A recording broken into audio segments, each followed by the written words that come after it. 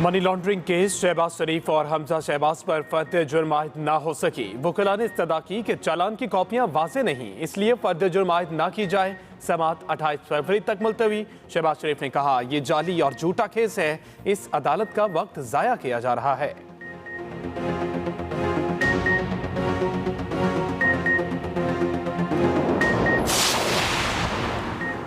सहाफ़ी Mohsin Baig case. Islamabad high court का IG police को 21 फरवरी तक रिपोर्ट जमा कराने का हुक्म। अदालत ने कहा, अहलियत की दरख्वास्त नहीं सुन सकते, मुतासरा फरीक मोहसिन बेग खुद दरख्वास्त दें तो देखेंगे।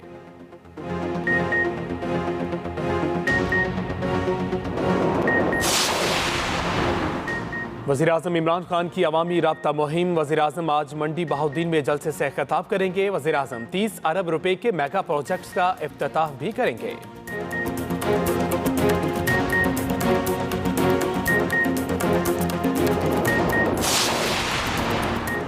कोरोना की पांचवी लहर के बाद न रुके मोहलिक वायरस मजीद 33 जिंदगियां ले गया। 24 घंटों के दौरान 2400 नए केसेस रिपोर्ट।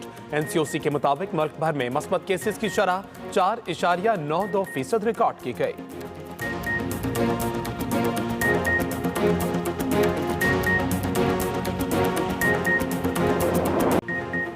अहम खबर है, मनी लॉन्ड्रिंग केस में शहबाज शरीफ और हमजा शहबाज पर फर्द जुर्म आयद ना हो सकी। चालान की कॉपियां वाज़ेह ना होने पर वकला ने फर्द जुर्म ना लगाने की इस्तदा की। शहबाज शरीफ एहतसाब अदालत लाहौर में पेश हुए।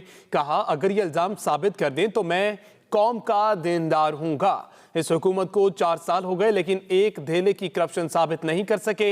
बशीर मेमन का रिकॉर्ड पर बयान है कि वज़ीर आज़म ने शहबाज शरीफ के खिलाफ केस बनाने का कहा। ये जाली और झूठा केस है, इस अदालत का वक्त ज़ाया किया जा रहा है।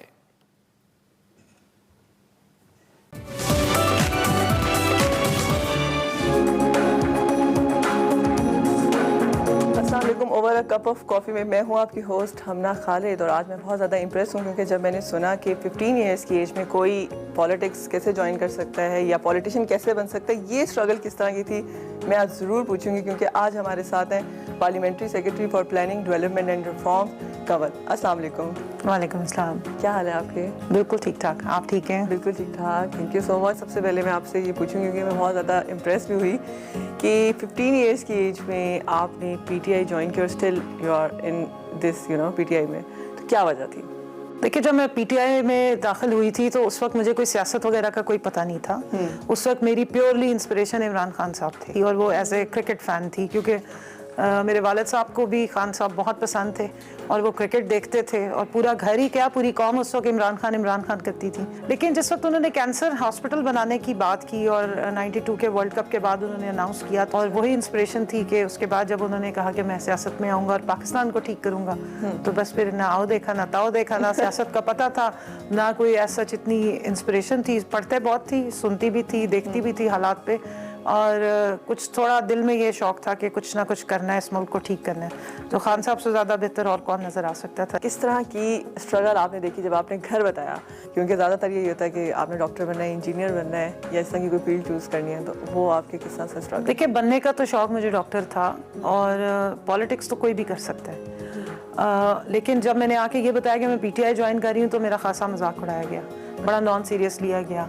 और बल्कि कुछ मेरे कज़न्स हैं और कुछ लोग थे जो मुझे ये ताना मारते थे कि इसकी पार्टी में एक इमरान खान है और एक ये है। तो मैं उस वक्त मुझे बुरा लगता था कि इस तरह क्यों कहते हैं, और मुझे उस दिन से यकीन था कि उन्होंने वज़ीर आज़म बनना है।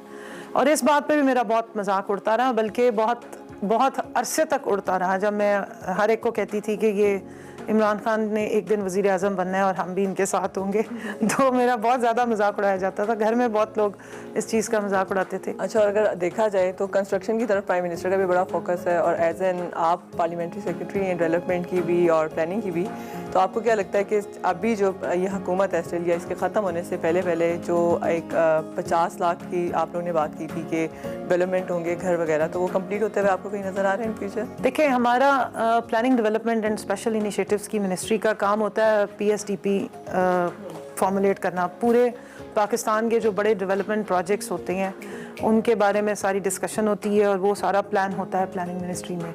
जहाँ तक आपने 50 लाख घरों की स्कीम का कहा, तो वो बहुत तेज़ी से काम जारी है और उसके लिए जो शुरू में आपको लॉज की ज़रूरत थी, फोकलोर लॉ जो है उसको तकरीबन काफ़ी टाइम लगा, 1.5 साल लग गया जो अदालत से रिजॉल्व किया।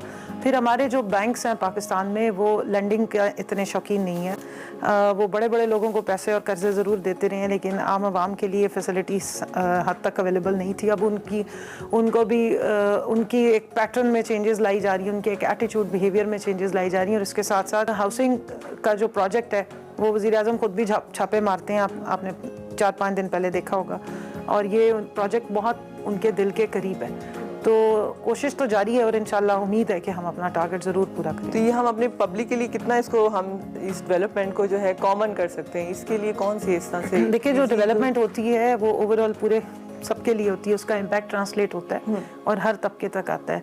अब ये डिपेंड करता है कि किस तरफ से ज़्यादा जो है वो इम्पैक्ट ट्रांसलेट हो रहा है।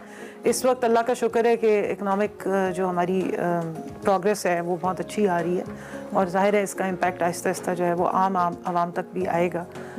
इसमें एक्सपोर्ट्स का बढ़ना जो है वो सबसे बड़ा इंडिकेटर है। जो हमारी हुकूमत की मेन इस वक्त पॉलिसी है या उनका एरिया जो उन्होंने फोकस किया हुआ है वो इंडस्ट्रियलाइजेशन है कि जितनी आपके पास इंडस्ट्री खड़ी होगी, जितनी आप प्रोडक्शन बढ़ाएंगे और आपकी एक्सपोर्ट्स बढ़नी शुरू होंगी तो फिर आपके पास अर्निंग भी स्टार्ट होगी। और अब जो है ना एक कॉमनली करंटली जो सिचुएशन चली है पेट्रोल से रिलेटेड और वो जो है अराउंड 12 रुपये शायद एक्सपेंसिव हो चुका है, तो ये क्या हो रहा है? देखिए हमने ऑर्डर कर दिया इंशाल्लाह ताला, बनी गाला में नए कुएं खुद रहे हैं, वहाँ से जैसे ही तेल निकलेगा तो हम जो है वो आवाम को फ्री तेल बांटना शुरू कर देंगे। सारा मसला ये है कि इंटरनेशनली इस वक्त तेल की प्राइसेस बढ़ी हैं और जाहिर है हम तेल इंपोर्ट करते हैं, तो इस वक्त 2014 के बाद इस वक्त सबसे ज़्यादा अगर हाई प्राइस टच की है तो वो इंटरनेशनली इसने ऑयल की प्राइसेस ने टच किया है। जिस तरीके से परचेजिंग होती है उसका इम्पैक्ट ज़ाहिर है हुकूमत भी ले रही है। 35 अरब रुपया इस वक्त हुकूमत ने अपने ऊपर ले लिया, लेवी टैक्स बिल्कुल ज़ीरो कर दिया। बट अगर हम इसको रोके रखेंगे या इस पर सब्सिडी देते रहेंगे तो एक चीज़ मैं आपकी तवसत से सबको बता दूं कि हुकूमत कोई बिजनेस नहीं करती है, हुकूमत चलती है टैक्सेस के ऊपर। और अल्टीमेटली ये जो इम्पैक्ट है जितने की चीज़ आ रही है, ये अगर आप कंज्यूमर हैं या आप ख़रीदना चाहते हैं तो जितने की चीज़ आ रही है उतने की आप खरीदेंगे। और अगर हुकूमत उसको फ़िलहाल रोक के रखेगी सियासत चमकाने के लिए या ये बताने के लिए कि हमने फुल नंबर लेने हैं कि आवाम को हम कहें कि नहीं नहीं ये जितने की आ रही है हम उतने की आपको नहीं देंगे, तो जो उस मद में हम सब्सिडी देंगे वो भी आप ही की जेबों से निकलना है।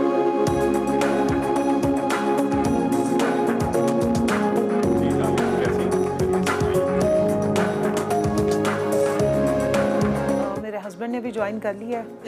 हाँ तो ये तो बहुत अच्छा हो गया। अगर मैं आपसे ये क्वेश्चन करूं कि जब आपको पता चला कि मतलब पॉलिटिक्स में है, आपकी शादी उनसे रिमेहान में क्योंकि पहले से ही इन्होंने ज्वाइन किया हुआ था, तो आपने फिर किस तरह से इनको सपोर्ट किया? लेकिन जब मेरी शादी हुई इनसे तो उसमें पॉलिटिक्स में ज़रूर थी, बट उसमें इनकी पार्टी थी, हमेशा से सपोर्टर थी इमरान खान। तो जिस तरह ये बताती हैं कि बहुत सारे लोग इनका मजाक उड़ाते थे, उसमें एक बंदे और इजाफा हो गया मजाक। तो I was always keen on politics. मैं मेरे ख्याल इनसे ज़्यादा पॉलिटिकल था in the sense of knowledge and all that. फिर हमारी डिस्कशन होती रहती थी मुख्तलिफ मौज़ूआत पे। तो बट ये फिर जब एक्टिव पॉलिटिक्स में आ गए तो वो फिर इसकी इन्वायरमेंट बढ़नी शुरू हो गई, उसको गुफ्तगू की और अदरवाइज।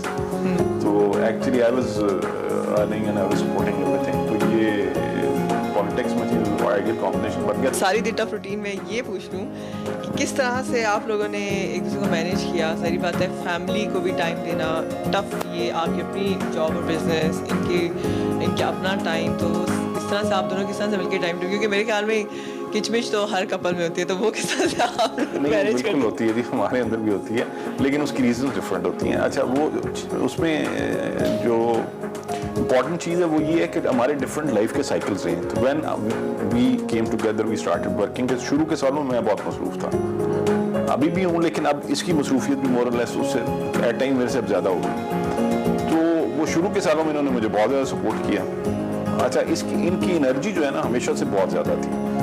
तो मैं हमेशा ये सोचता था कि जितनी देर ये मसरूफ़ रहेगी ना तो उतना अच्छा रहेगा, उतना कम लड़ेंगे, कम तंग करेंगे। जितना ये मसरूफ़ रहती थी, जितना ये इंगेज रहती थी, उतना मतलब हम कराची में थे फ्रॉम 2004 to 2009। तो हमारे जो गाड़ी है ना, मतलब we used to have one car at that point in time. तो वो हमारी गाड़ी को दिन का 100 किलोमीटर चलती थी, exact 100 kilometre, no exaggeration, it was about on average 100 kilometre. और ड्राइवर में होती थी 80 किलोमीटर कम से कम ये चलाती थी। और in Karachi going to different places, तो वो मसरूफियत उस तरह की जो फैमिली सपोर्ट है वो इसकी बहुत ज़्यादा सिग्निफिकेंट रही है। चलिए ये तो हो गया ना अच्छा सपोर्ट करने वाला और अच्छी अच्छी लाइंस। अब हम आते हैं रैपिड फायर की तरफ। उसमें है कि आप दोनों के पास ऑप्शन है। रैपिड फायर में आप दोनों से पूछी हूँ, बेशक आप लोग डिस्कस करके, लेकिन क्योंकि जल्दी जल्दी आंसर देना है तो आप दोनों से डिसाइड कर ले कौन आंसर देंगे। चलिए फर्स्ट वन है, बचपन में अम्मा के ज़्यादा करीब रही हैं या अब्बा के? आप भी और आप भी। मैं अब्बू के साथ ज़्यादा रही हूँ। आप